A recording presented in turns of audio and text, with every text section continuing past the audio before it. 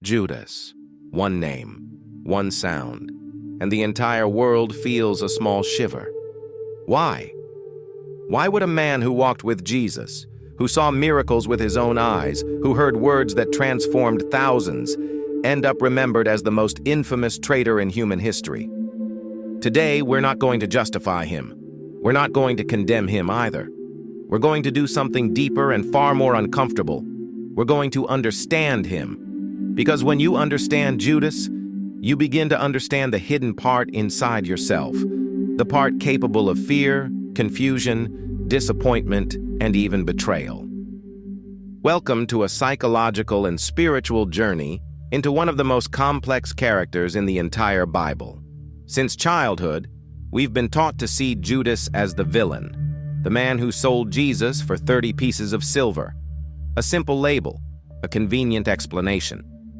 But psychology teaches us something important. No one wakes up one morning and decides to destroy their own life. Dark decisions grow from inner wounds, broken expectations, pressure, fear, and confusion. Judas wasn't a caricature. He was human. He had dreams, doubts, hopes, fears, and expectations of what Jesus should be. Expectations Jesus never promised to fulfill. And that is where everything begins to collapse. Scholars often agree Judas was likely the most rational, logical, financially responsible disciple. He was the treasurer. Jesus wouldn't put the money bag in the hands of someone incompetent. But imagine the tension. A man guided by logic, following a leader guided by spiritual vision. A man craving political change, following a Messiah preaching inner transformation. Judas didn't just follow Jesus. He projected onto Jesus a version of the Messiah he wanted. And when reality didn't align with his expectations, frustration grew like a silent fire.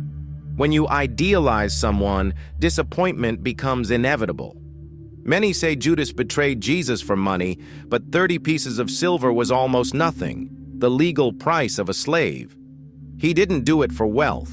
He did it because he wanted something else, to force a moment, to push Jesus into revealing his power. Psychology calls this cognitive dissonance, the mental agony of holding beliefs that contradict reality. Judas's beliefs clashed with Jesus's mission. Instead of surrendering his expectations, Judas tried to force the outcome he wanted.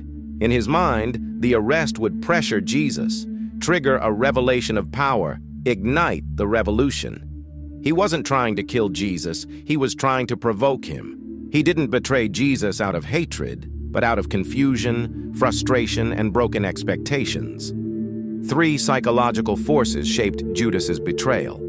First, broken expectations. He expected a political Messiah. Jesus offered a spiritual kingdom. Judas saw strength where Jesus offered humility. Frustration became disappointment, and disappointment turned into resentment. Second, emotional isolation. Though one of the 12, Judas was rarely mentioned as close to anyone. Peter, John, and James shared intimacy with Jesus. Judas remained the outsider. Isolation makes impulsive and destructive decisions more likely. Third, the silent wound of feeling less loved. Judas watched others receive affection, John's closeness, Peter's restoration, Lazarus's friendship. Meanwhile, Judas never had a recorded, intimate moment with Jesus. Insecure minds twist this into, maybe I'm not important, maybe I'm not trusted. This wound becomes dangerous. The kiss was not just a signal, it was intimacy turned weapon. But here's what most people miss. Judas didn't expect Jesus to be executed that night. Not so quickly, not brutally, not at all. He expected resistance, a miracle, a display of power. But when Jesus surrendered, when he let himself be taken, Judas realized the magnitude of what he had done. His illusions shattered instantly. He returned the money. He confessed. He regretted everything. His betrayal wasn't born from evil, but from catastrophic judgment. Judas entered the darkest psychological state a person can experience. He faced moral guilt because he knew the act was wrong. He suffered existential guilt because he felt his life's purpose collapse, and he endured relational guilt because he betrayed the one person who treated him with dignity. These three layers create total despair. When someone believes, "I can't fix this, I can't go back, I don't deserve forgiveness," the mind loses the ability to see hope. Judas didn't end his life because he was evil. He ended it because he couldn't live with his own mistake, because he believed forgiveness was impossible. The tragedy is that he never stayed long enough to hear Jesus say, "Father, forgive them." So who was Judas? A man with unrealistic expectations, a follower who misunderstood his teacher, a human who couldn't manage disappointment, a disciple who tried to force God's hand, a soul who couldn't forgive himself. And in a painful way, Judas is a mirror.